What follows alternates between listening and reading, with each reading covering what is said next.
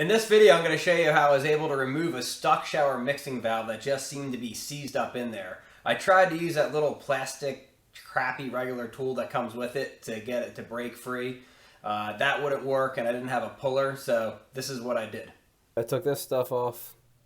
I tried using the regular piece that you put on here, and then you grab it and you twist back and forth. They ride across this little spot, and it's supposed to help it pull it out by twisting it, and if it's all seized in there. I don't have a puller. I know they make a puller to get it out.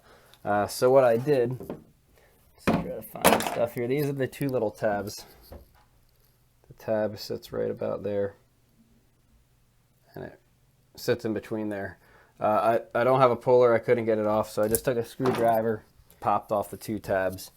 Obviously, I tried after twisting it, pulling it out and holding it, but you don't want to get too crazy because it could be old pipes in there.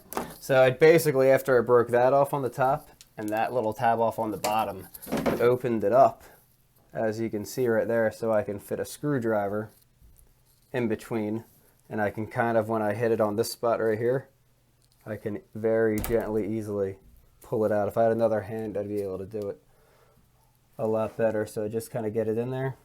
Oop, can you see it? And just kind of pry it just a little bit.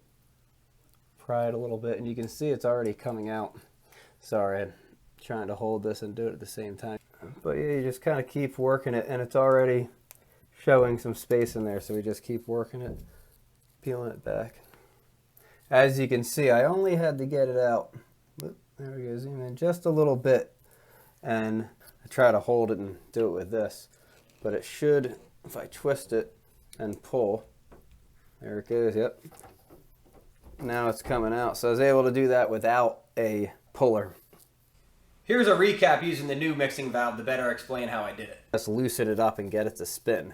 And in order to do that, since it was definitely not coming out, I had to snap off this tab here and this tab here so it could spin in there. Once it spun in there, it opened up the space that I could fit a screwdriver and just lightly just pry at each corner there. One there, one there, one there, and one there. And then it just moved it enough that I was able to just put a little pressure here and pull it right out with the vice grips.